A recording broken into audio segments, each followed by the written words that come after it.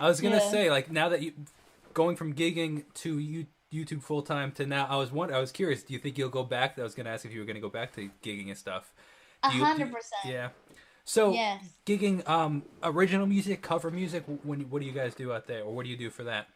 Well, in for me, like, cause I'm doing covers, a lot of covers, so I'm in a covers band, and we do Cool, a lot of like private gigs and like nice. pubs and stuff. So we travel around the country a lot. So we do that type of stuff. It's good fun though. I feel really connected with the people, especially after doing theater for a little while. It felt so regimented. Although I love being in theater though, like performing in theater is completely different, but I felt like I needed to get back into that touch with like the audience and being one with the people again. Yeah. Like I started doing covers again, and it's fun. I really enjoy it. You I gig as miss well, it. yeah? You gig as well?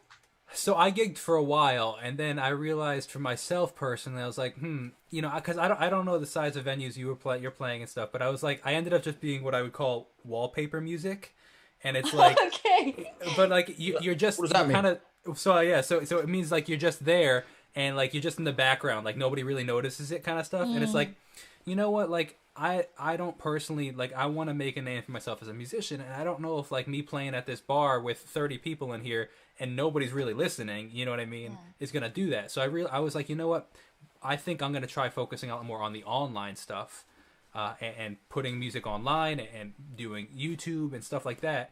And people thought I was crazy because so many people, like with the old school thinking, even younger Yeah. people were like, oh, but you're not gigging anymore, how are you going to make it as a musician, you're not gigging. And it's like, well, there's 8 billion people on the internet and there's 8 people in this venue, you know what I mean? That's at least what I thought. And Mm. it works for different people though, because then you have like Ed Sheeran, who's like, played 500 gigs a year, you know what I mean?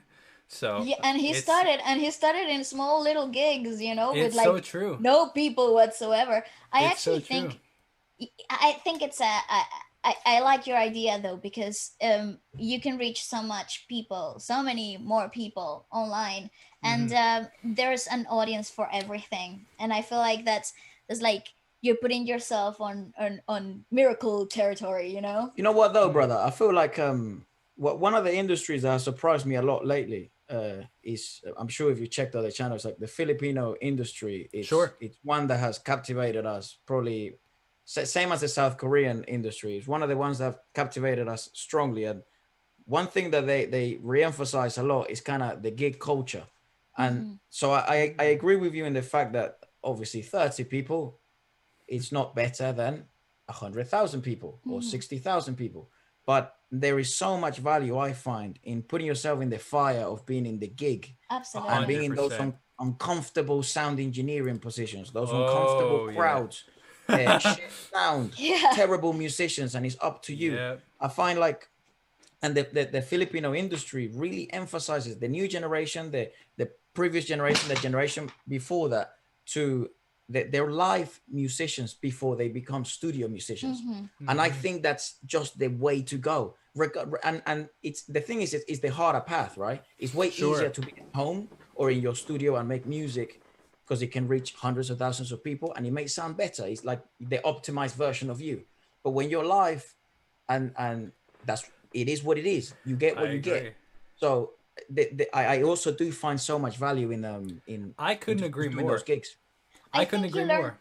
Yeah, I think the experience that you gain being on the fire, like, and being able to uh improvise in the moment is something, like, it has no way of you don't have any way of doing it unless you're in it. Yeah. So It's rough though. You said it like you kind of like wallpaper music though as yeah. well. Yes, Yeah, yes. exactly, exactly. But I couldn't. So I couldn't agree more. You said it so well, and I think that's you can tell the music. Like, so I've definitely put my share of time in, and that's why I relate to this and find this so funny. Is because like you can tell the difference between an artist that hasn't gigged a lot and that has gigged a lot because I agree.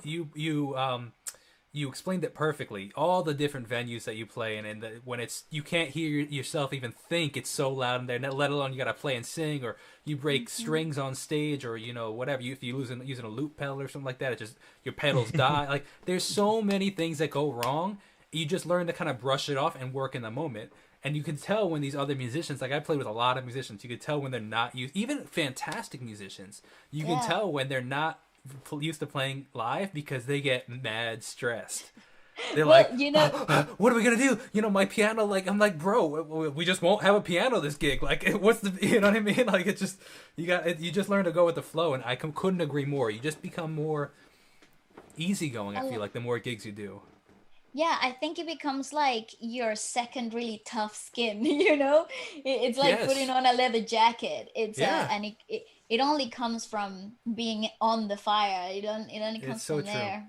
It's so I mean, true. like, how many stories are there as well? Like Ed Sheeran's one of them, right? Where he was doing these, these crappy pubs in London where it's like Nobody would see 15 it. people, 10 people, 5 people, and they're all pissed off their heads. They don't even know who you are, So it's like, but what a performer he is now. I mean, look at the Filipino industry. It's like they go to bars and they do covers. The They karaoke do culture is karaoke. ginormous. Yeah, like it's so easy, and they make it sound good, which is the crazy stuff. South Korea, where they have these like award shows where like the engineering is against you, the sound is against you, and it's like, but now there's 30,000 people watching you. If you don't have those reps in the gym, where it's like these crappy bars in the pubs, you're gonna absolutely crumble. So it's so true. Very interesting.